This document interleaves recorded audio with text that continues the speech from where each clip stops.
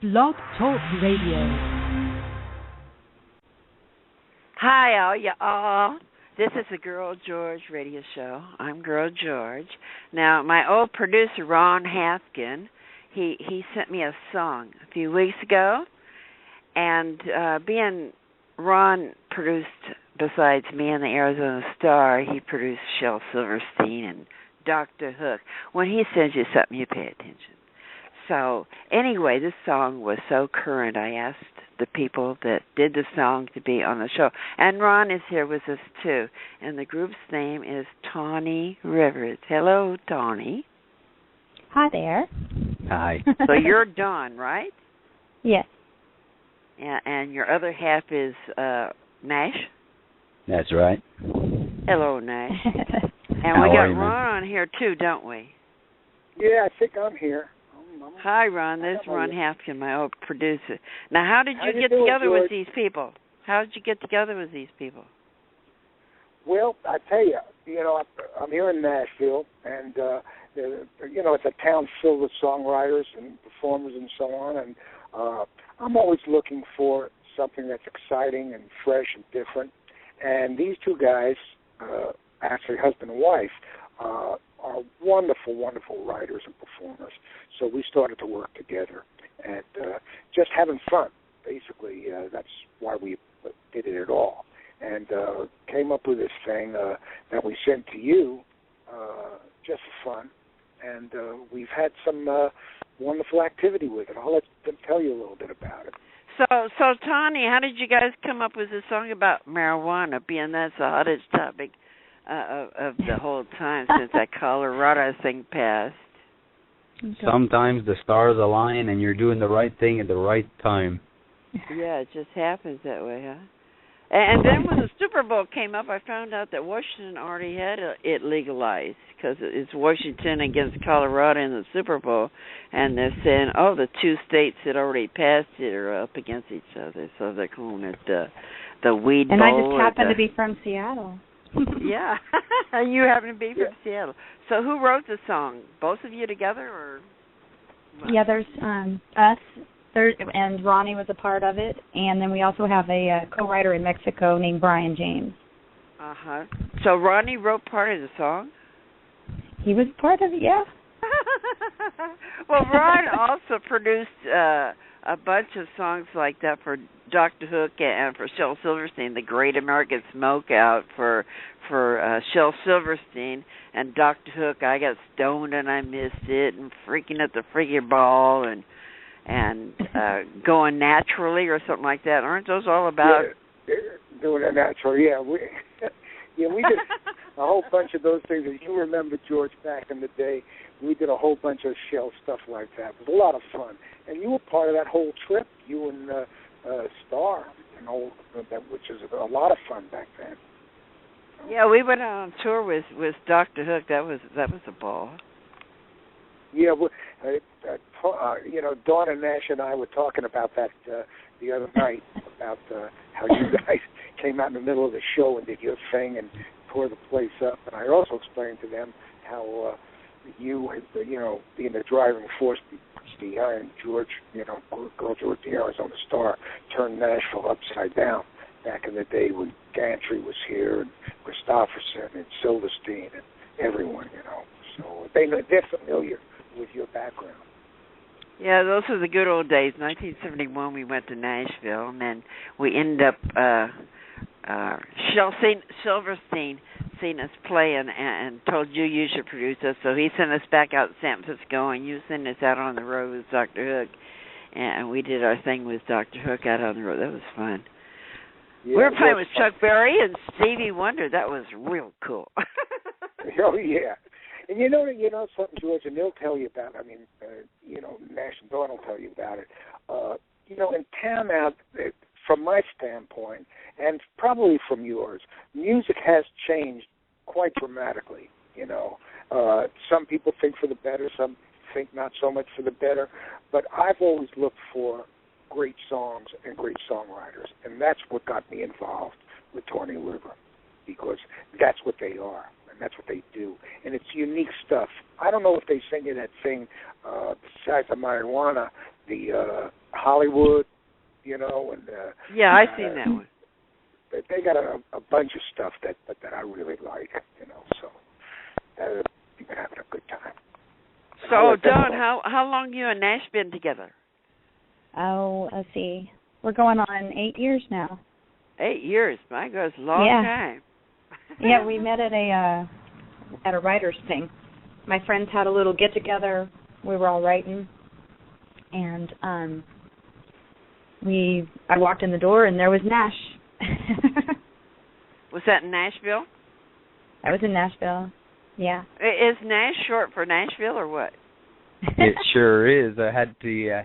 I'm a French Canadian from up about 5 hours north of Syracuse, if that can situate you a little bit. And I have a French name, which I never really was fond of. And being an entertainer, I get to pick what I want to be called. So you changed. How long you been to Nashville, Nash? Oh goodness, almost 10 years now. 10 years, my goodness. So how do you like it there? It's home. It felt like coming home when I first came here. I was the only French-Canadian kid, 15-year-old French-Canadian kid listening to Willie Nelson and Chris Christopherson until the cassettes burned out. And I was always the odd man out, you know what I'm saying? And so when I moved to Nashville, when I first came to Nashville, it was really felt like coming home. Well, you got a lot of reggae influences in the music too. I noticed. Yeah, I'm a big fan of Bob Marley. Always was. Yeah, he's good. And I was living in Key West before I moved back up to Nashville. I was living on a little sailboat over there, and just always been attracted to that side of life. I guess it was from growing up in the snow. Yeah, there's a sort of a Florida sound to that too. There was a gap in my life. So, Dawn, were you from Seattle? Yes, I'm originally from Seattle, and when I came to town, I actually had put a couple of songs onto out into the worldwide radio, and I had one of my songs that went to number 35 on the New Music Weekly charts, which wasn't a big deal, but for somebody who didn't have any management or anything, I felt pretty proud of it.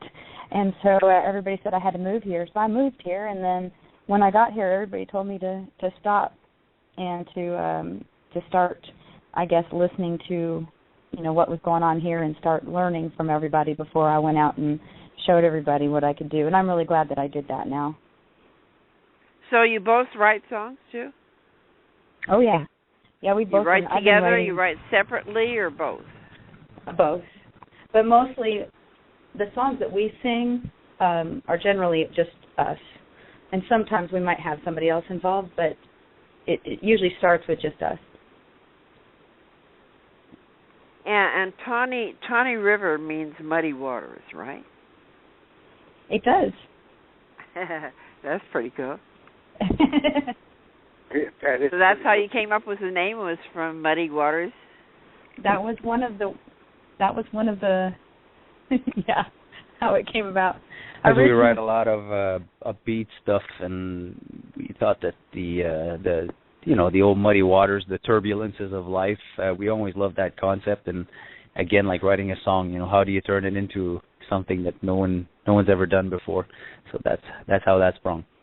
Oh, that's a great name. I like it. Thank you. It has a real ring to it. People remember it. It's short. It's sweet. It catches. It's a good name. Yeah. Thanks. So what did your parents do? The girl, Dawn. What did your parents do?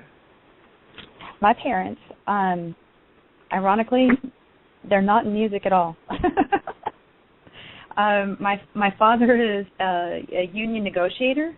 He works for the Teamsters. And my mom was, I guess she worked for insurance companies, but now she's retired. Any other kids? Brothers and sisters, I have 6. Oh, my. Me too. Bless both of you. A lot, yeah. I was a middle kid. I had to fight the whole way. I didn't know that. I did not know that. Hey, George, you have that many siblings? Yep. And I had a sister right older than me, used to beat the shit out of me all the time, so that made me tough. She thought it was her job to make me miserable from the time I was born, because she's like 20 months older than me, so that's why I'm such a fighter. Well, that you have been. Hey, by the way, hey, Dawn, you ought to tell Georgia, because I don't think she knows this, or I don't think we mentioned it here. Does she know about the Hemp Fest in Denver? I don't know if she knows about that. No, I don't. Tell me about it. We're going to be playing at the Hemp Fest. Yes, yeah. in June. I don't know exactly which day it's going to be yet or the time slot we're getting, but it's the weekend of June 20th. That will be in Springfield.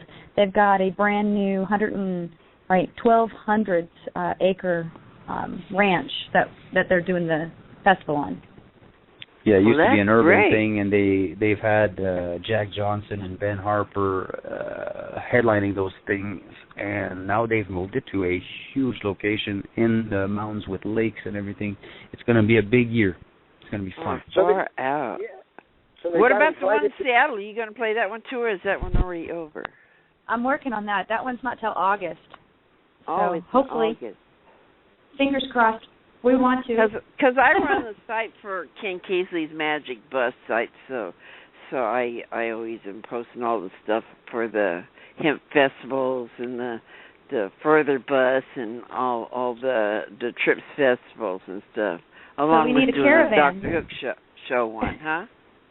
We need a caravan. A caravan. Yeah. Oh, no, I do it all on the computer. I don't go nowhere.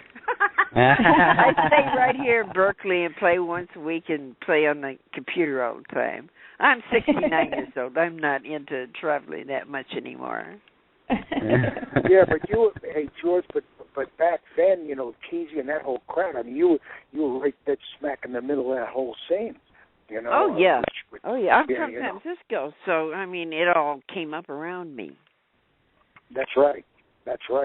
And people aren't aware of some of your history that goes back to those days where probably some of the most exciting times for young people back then that there ever been in the United States. The Charlatans, once it started, the whole Haight-Ashbury things were friends of mine. That's who I hung out with, and Mike Wilhelm, the guitar player, played with me for a long time off and on over the years. So, those are my people.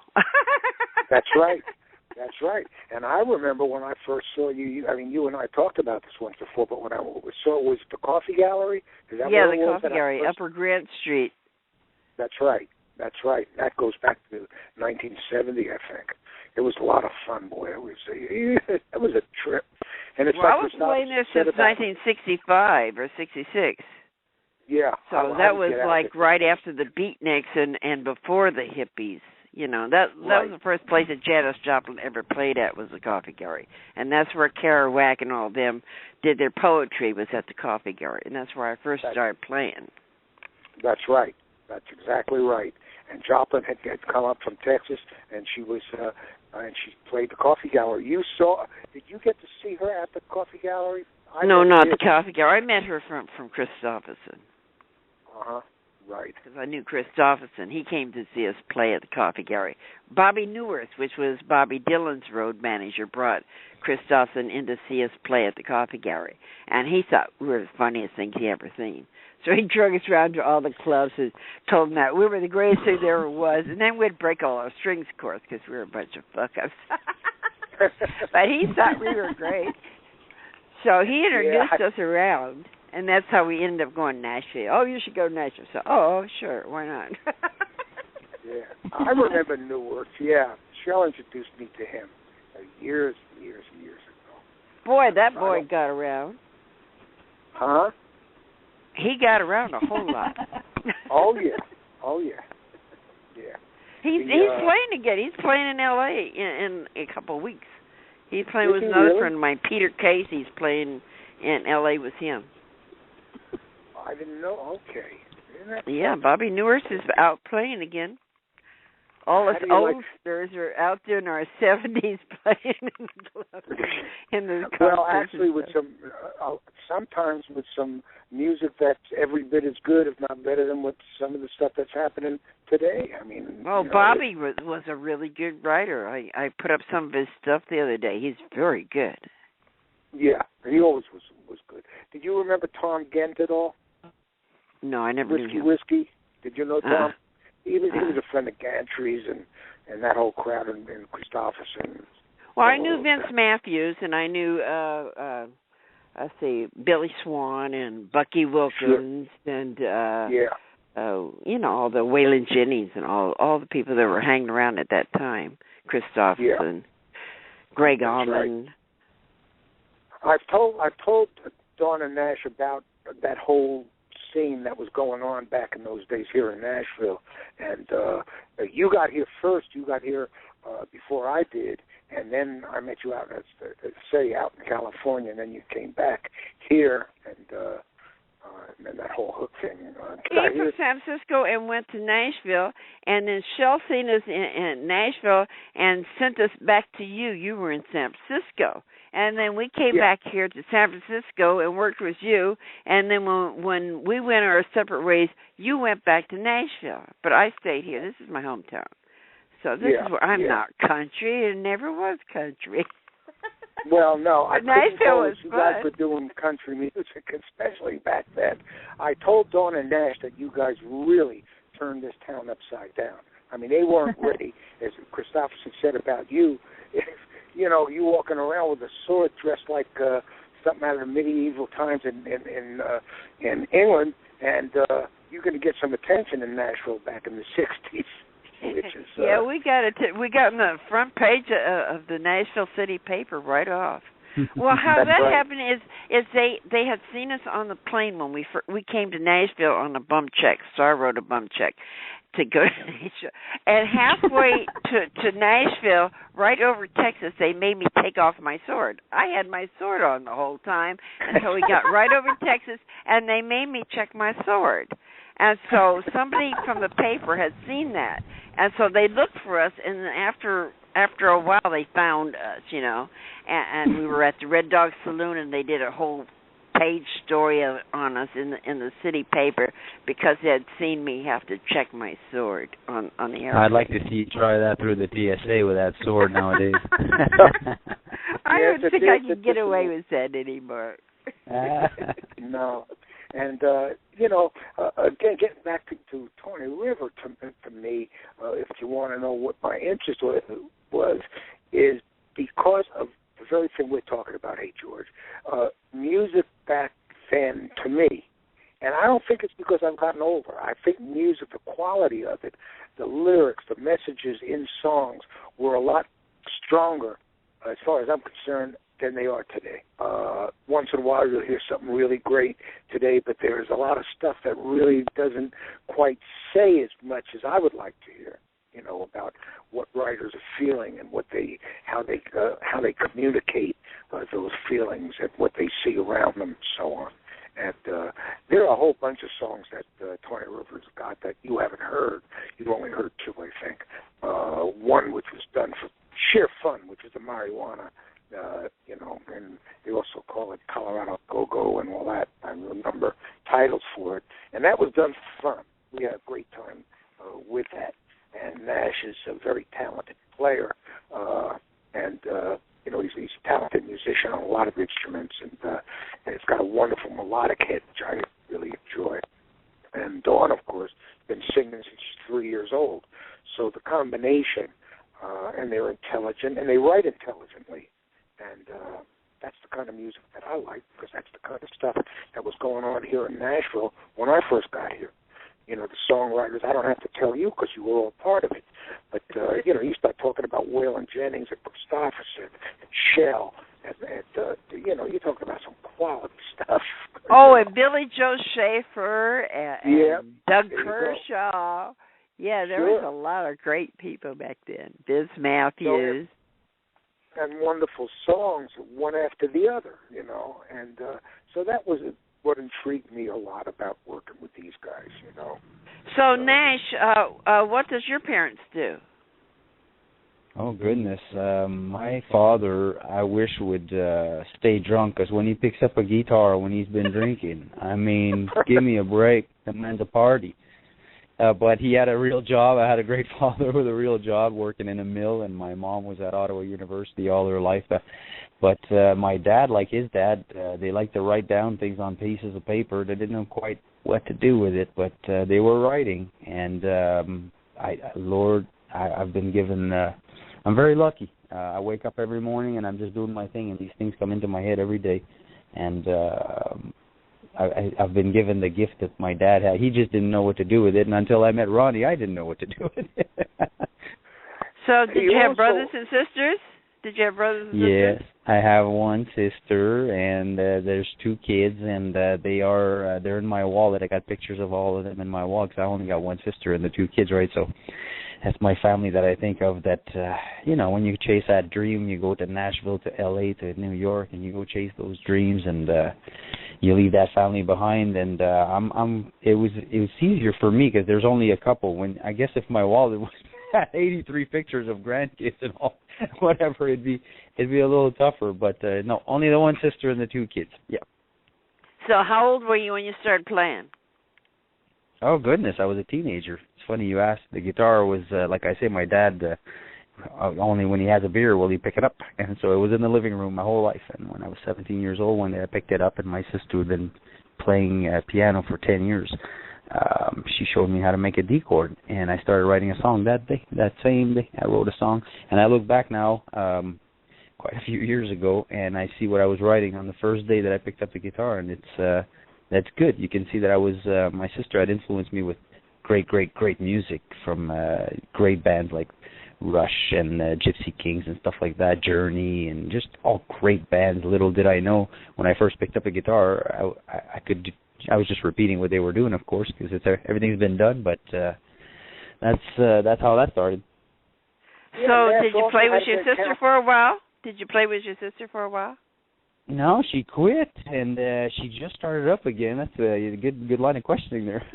She quit for many years, had the kids, and did all that, and forgot all about the music. All of a sudden, 2 years ago, she gets a teacher who happened to know the teacher that she had when she was studying, who happens to be a freaking genius, who's the director of the orchestra in Ottawa, the symphony. And the teacher figured out that her original teacher, was a genius. And she had to get inside that teaching she was trying to teach her jazz, but she didn't know how to get her out of that classical. You know how you can get stuck in that classical. So it's interesting. In the future, to answer your question, I might be playing with my sister, because she started up again 2 years ago, and she tells me she's very good. That's great. That's interesting. There's something, hey George, there's something that Nash won't tell you, but I can say it. He was doing a sound check for Sting, and this wow. I think it was in Texas, and Sting was in the room, but in the hall, but he and Nash didn't know each other. And Nash got up on stage, and he's checking the mics and doing this and that and singing. And Sting came over to him afterwards and said, "Man, I really like the way you sing." And so obviously Sting has become sort of not a personal friend, but from a distance, Nash is a huge Sting fan, because Sting had told him that. So I hear that all, about his feelings about Sting's music, over the years. Well, that's great. Where are you guys playing? Are you playing around Nashville? Yeah. Right now, we're just taking a break while we're recording. Well, you got an album coming out? We're just working on a few of our songs and getting them recorded for EPs.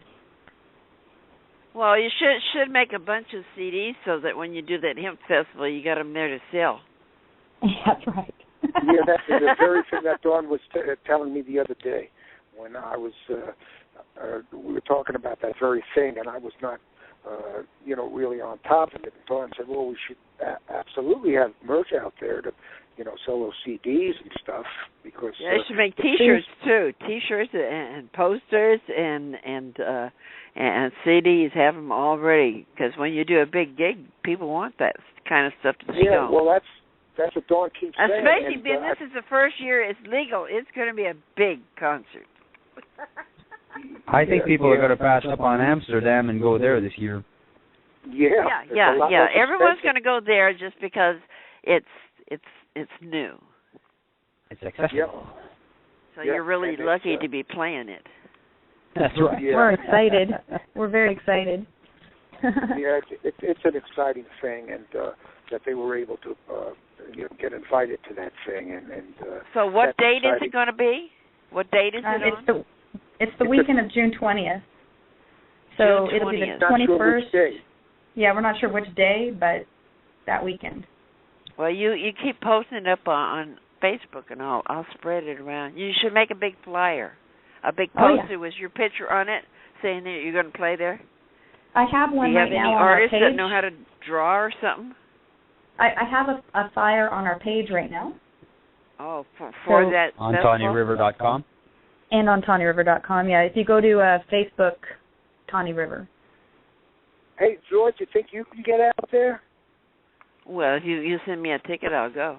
Nah. I don't have money to be flying off to Colorado. Uh-huh. You send me a ticket, I'll play. Yeah, I'll bet. And our fun song that we released, we are actually releasing to iTunes as well. So it'll be available on iTunes in a few weeks. Yeah, great. Yeah.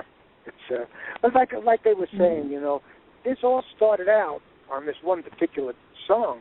Started out as a fun thing to do, and it started before this whole Colorado thing happened. It just, it just so happened that the Colorado thing broke right when we had finished that record. But we had started and were working off and on it for, God knows, 6 months or so.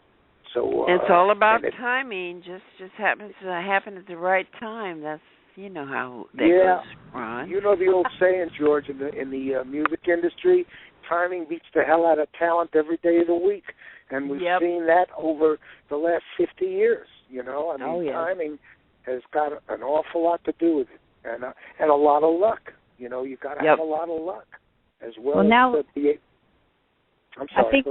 I think we're just now hoping that it'll become an anthem or something. That would be great. Yeah.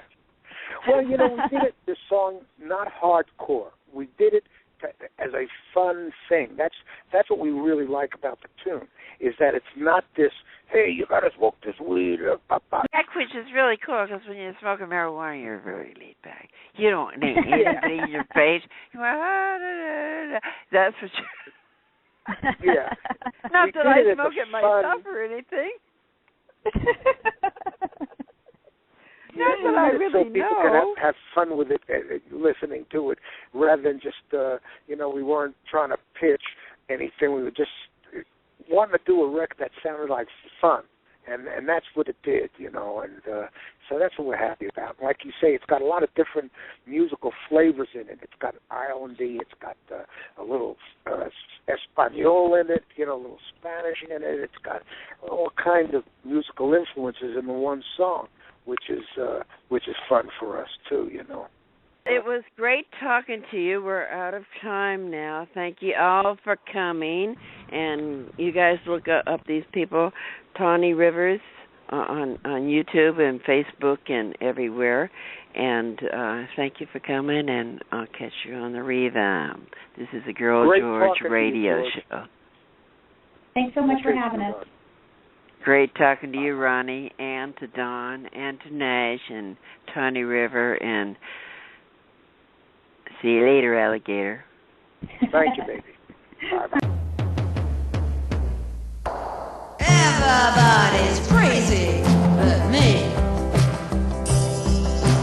Everybody's nutty as can be. Forming gangs, waging wars, paint the names upon the door. You against me, us versus them. No communicado, don't give a damn. Our kids in the street are the gross casualty now. Everybody's crazy but me.